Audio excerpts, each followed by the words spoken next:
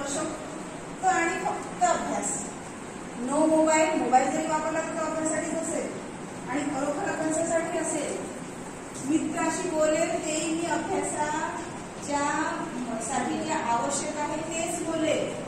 शिक्षकांशी बोलेल तेही मी अभ्यासासाठी जे आवश्यक आहे तेच बोलेल. आणि इतर जर आपल्याला बोलावं वाटेल तर आपण स्वतःला आठवण करून देऊ मला याविषयी दुसऱ्या कोणत्याच गोष्टीकडे लक्ष द्यायचं नाही. पण असं लग्न आहे त्याच्यामुळे मी ड्रायव्हर करून चालणारच नाही. प्रॉब्लेम्स येतील, खूप प्रॉब्लेम्स येतील. चांगलं काही करायला सुरुवात केली की प्रॉब्लेम्स आल्याशिवाय राहत नाही. प्रत्येक प्रॉब्लेमचं सोल्युशन शोधा. प्रॉब्लेम्स शोधू नका. आपली हॅबिट असते की आपण प्रॉब्लेम्स शोधतो. आता असाइनमेंट नाही तर कसं सांगून देईल, नाही तर कसं सांगून देईल, नाही तर असं झालेलंच आहे, लोड शेडिंग सुरूच आहे. कारण खूप आहे. Try to find the solutions. Don't find the problems. प्रत्येक प्रॉब्लेमला सोल्युशन असतं. आपण फक्त सोल्युशन पाहू किंवा सोल्युशन मिळेल, नाही तर प्रॉब्लेम्सच सापडेल. ओके, एवढे लक्षात ठेवा. नवले आला का? फर्स्ट आहे भरत देशपांडे. त्याला 651 गुण मिळाले.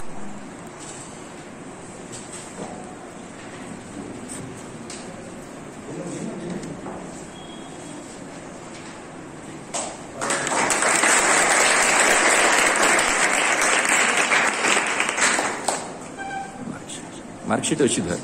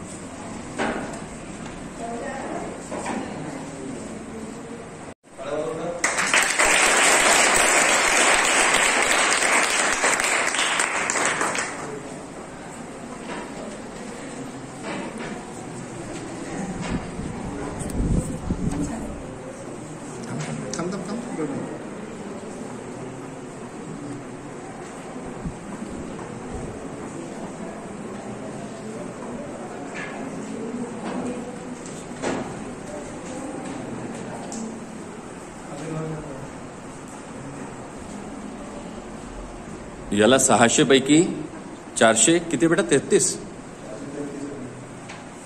72.83 म्हणजे 73% मिळालेले आहेत.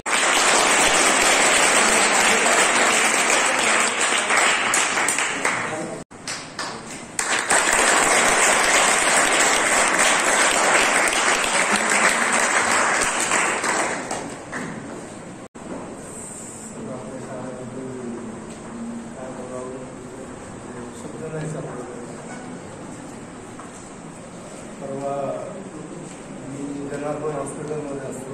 एक्सरे टेक्निशियन आहे. परवा आपले सचिव शाळेचे सोमन सर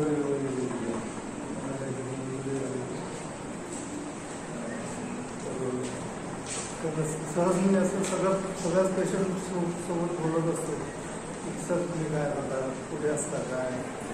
तर सरांनी विचारलं तुम्ही काय करता. सरांनी सांगितलं की मी हॉस्पिटलला 11वी-12वीला लेक्चरर आहे आणि सचिव आहे. तुम्ही मनोज पाठक सरांची, धांबरे सरांची, नामवती सरांची सगळ्यांची ओळख काढली आहे. आणि मग तुम्ही कशा ओळखता नाही या सगळ्यांनी. म्हणजे सर माझा मुलगा आता सध्या 9वीला आहे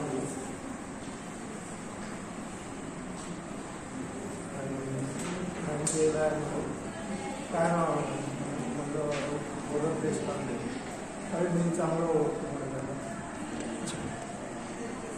तो माझ्यासोबत जिमला वगैरे येत होतं म्हणून आणि चांगला मुलगा असं म्हणजे अप्रिशिएट केलं त्यांनी. मनोज पाठक वगैरे आणि त्याच्या 3चे नाव घेतो मी सगळ्यांचं. भावेश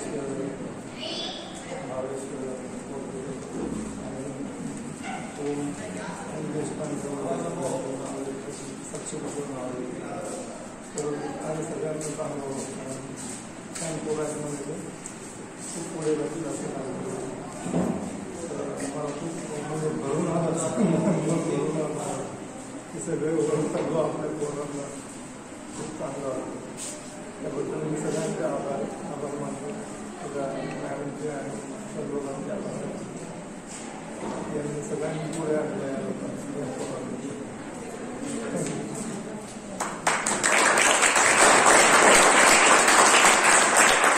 आणि माझ्या मुलांना आज तुम्हाला जे मुलाचं मार्गदर्शन मॅडमने केलेलं आहे, सरांनी खूप योग्य आणि व्यवस्थित तुम्हाला जे समजून सांगितलेलं आहे त्यानुसार जर तुम्ही चालले तर यश हे तुम्हाला नक्कीच मिळणार. पण तुम्ही जे वात्रटपणा करता, मी माझ्या मुलावरून सांगतो, त्याच्यामुळे तुम्ही मागे येणार हे नक्की. पण तुम्ही योग्य पद्धतीने अभ्यास केला की बोर्डाची एक्झाम आहे. आतापर्यंत तुम्ही 9वीत होते, लहान होते, आता तुम्ही 10वीत गेलेले आहे आणि मोठे झालेले आहे. पुढल्या वर्षी 10वी झाल्यानंतर तुम्हाला कॉलेजमध्ये जायचं आहे. कॉलेजमध्ये एवढं कोणी समजावून सांगत नाही. तुम्हाला असे म्हणणार की तुम्ही जबरदस्ती शाळेत याच की कॉलेजमध्ये या, पण तेव्हा एवढं तुम्हाला मार्गदर्शन करणार कोणी मिळणार नाही. फक्त आई वडिलांनाच वाटतं तेव्हा की आपला मुलगा हा मोठा झाला पाहिजे आणि त्यांनी मार्क चांगले मिळवले पाहिजे, त्यांनी काहीतरी केले पाहिजे. कॉलेजमध्ये त्या लोकांना आपल्याशी काही घेणं देणं नसतं. ते एवढं काही सांगत नाही. जीवाचा आकांत करून जीव तोडून या सरांनी मॅडमनी जसं सांगितलेलं आहे तसं, हे आई वडील जसं समजावून सांगतात तसं मॅडमनी आणि सरांनी तुम्हाला सांगितलेलं आहे. आणि त्यांना तुमच्याबद्दल काहीतरी कळकळ आहे म्हणून त्यांनी तुम्हाला हे सांगितलं आणि तुम्ही त्यानुसार चालावं असं मला तरी एक आई म्हणून वाटते. तुम्ही सगळे माझीच मुलं आहे म्हणून मी तुम्हाला हे सांगते आणि तुम्ही त्यानुसार चालायला पाहिजे आणि सगळ्यांना चांगले मार्क्स मिळायला पाहिजे. माझाच मुलगा म्हणून त्यालाच नाही, सगळ्यांनाच 80च्या वर तर मिळायलाच पाहिजे. कारण एवढे चांगले शिक्षक असताना जर तुम्ही प्रयत्न करणार नाही तर शिक्षक लोक तुमचा पेपर लिहिणार नाही, तुम्हालाच लिहावं लागणार आहे. ते फक्त मार्गदर्शन करणार आहे, त्यांचं शिकवण्याचं काम आहे. एवढे गुणात ते लोक येऊन तुम्हाला शिकवण्याचं काम करतात. त्यांनाही त्रास येतो तरी ते करतात ना. मग आपण कसं आपणही त्या तऱ्हेनं आपणही त्यांना काय द्यायला पाहिजे, प्रतिसाद द्यायला पाहिजे आणि हे तुमचं कर्तव्य आहे. बस इतकं बोलून मी माझी काही चुकलं असतं नाही काही फर्स्ट आलो माझ्या क्लासमध्ये. तर माझ्या आईबाबांचं चांगले आणि म्हणजे असं सन्मान झाला. मागली उचली त्यांच्या हातात नीट त्यांना समोर बसवलं तर खूप चांगलं वाटते. आणि मॅडम सर सगळ्यांचेच आभार मानतो की एवढं चांगलं शिकवलं. पुढचा संकल्प काय करत आहे बेटा तू? पुढे काय करणार, कसा अभ्यास करणार, याबद्दल काय प्लॅनिंग आहे? जर तुला आज जर इथे पहिला आला आणि तुला जर योग्य वाटत आहे काही, तुला जर मला म्हणजे 10th नंतर तर मेडिकलमध्ये जायचं आहे तर 95पेक्षा तरी वरतीच पर्सेंटेज. अभ्यास कसा करशील या 10th मध्ये? म्हणजे खूप चांगला करेल. खूप चांगला म्हणजे कसा? रिव्हिजन करशील? रिव्हिजन करेल रोज रिव्हिजन मॉर्निंगला नक्की. आणि हे करून राहिलं नाही करून राहिलं हे कोण पाहिल? मी म्हणजे स्वतःपासूनच जेन्युइन. बरं, आई वडिलांनी याच्याकडे लक्ष द्यायचं की हा जो म्हणत आहे ना आज, तर हे त्याला आठवण करून द्यायची की रोज सकाळी तू काय म्हटलं होतं, रिव्हिजन करणार म्हणून. बरं, 9th मध्ये हँडरायटिंग इम्प्रूव्हमेंट करेल. ओके, नाही जर जमलं तर आपली युट्यूबवरती व्हिडिओ आहे ते पाहून करायचं किंवा माझ्याकडे यायचं. ठीक आहे. आणि 9th मध्ये माझ्या ताईनेच सगळ्यात जास्त माझ्यावर मेहनत घेतली होती. पूर्ण संस्कृत मॅथ्स सगळ्याचं तिने शिकवलं होतं मी, त्यामुळे तिला मी खूप आभार मानतो. चल ठीक आहे. माझा प्रणाम व माझ्या मित्रांना माझ्याकडून मानसिकबद्दल धन्यवाद. म्हणजे माझ्यावर सगळ्यात जास्त मी बसतानाबद्दल माझ्या सरांना खूप करतो की त्यांनी मला पहिल्यापासूनच माझ्याकडे फार लक्ष दिले. कारण की जेव्हा मी अभ्यास ठेवेल तेव्हा सर मला मारून सांगायचे की अभ्यास कर बाळा, नाहीतर मग कसं तुझ्या आईवडिलांना खूप काम करावे लागतात आणि त्यामुळे त्यांना काम वाया जाईल. मग मी सरांच्या मताने ऐकू आणि रोज अभ्यास करू. त्यामुळे मला चांगले मार्क मिळाले आणि माझ्या जयस्वाल सरांचे मी खूप आभार मानतो की त्यांनी मला चांगले प्रोत्साहन दिले. धन्यवाद.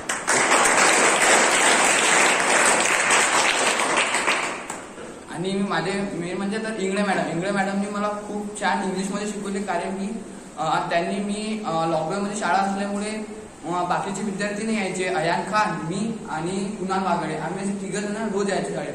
व त्यावेळेस इंगळे मॅडमने आम्हाला ग्रामर विषय फार शिकवलं, कारण की त्यांनी आम्हाला लेटर शिकवले, लँग्वेज स्टडी, आणि त्यामुळे आम्हाला पेपरमध्ये लेटर रायटिंगमध्ये खूप प्रोत्साहन मिळालं. त्यामुळे इंगळे मॅडमचा पण धन्यवाद. तेव्हा तुला काय वाटत होतं बेटा? तेव्हा मला पहिल्या दिवशी फार राग आला. मग आईने समजून सांगितलं की म्हणजे सर म्हणे तुला चांगल्यासाठीच तुला सांगत आहे म्हणे, त्यामुळे तू म्हणे सरचा एवढा राग नको करू म्हणे. आणि मग मी सरांनी केलं तसं मग सरांनी आईला सांगितलं की हा मुलं खूप हुशार आहे म्हणे, डेव्हलपमेंट चांगली होऊ शकते म्हणे, रायटिंग स्किल वाढवायला पाहिजे म्हणे. मग आईने माझा अभ्यास घेतला, त्यामुळे मी पेपरमध्ये रायटिंग स्किल सुद्धा चांगली करू शकतो. बरं. आणि जेव्हा तुझ्या घरी आलो होतो आम्ही, त्याच्यानंतर काय झालं? तर तुम्ही जेव्हा माझ्या घरी यायचं तेव्हा अशी फार मनामध्ये भीती होती की आई काय म्हणे आता, मग आईला काही खराब वाटेल का. मग सर तेव्हा मग थोडंसं आईला खराब वाटलं होतं, पण आई म्हणे सर म्हणजे चांगल्यासाठी सांगत आहे म्हणे, आणि तू असा अभ्यास कर म्हणे, शाळेत म्हणे मस्ती नको करू म्हणे. मग तेव्हापासून मग सर चांगला अभ्यास केला आणि मार्क्स सुद्धा चांगले मिळाले. बरं, आज जेव्हा तू पहिला आला तर तेव्हा तुला काय वाटत आहे? तर असं प्राऊड फील होत आहे. बरं, घरी गेल्यानंतर आई काय करणार आज? आई काय नाही, खुश होईल की नाही होईल? खुश होईल. आणि आई खुश झाली हे पाहून तुला काय वाटेल? सर चांगलं वाटलं. चांगलं वाटेल, पण हे टिकायला पाहिजे. ओके, तर मग आता इथून कोणती एक्झाम हो त्यामध्ये मी फर्स्ट राहील.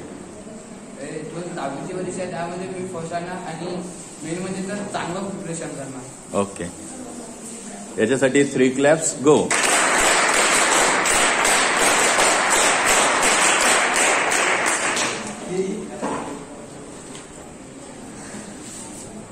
मेरा नाम है अयान खान जाकिर खान पठान. मैं 9B में दूसरा नंबर आया. पहला नंबर आया मेरा दोस्त भगत. मुझे इतना प्राउड फील हो रहा है इस पर भी कि मेरा दोस्त पहला आया. मेरे को नहीं लगा मैं दूसरा आया, मेरे को मेरा अच्छा मालूम है, लेकिन मेरा दोस्त आया उसको मेरे को बहुत खुशी हो रही.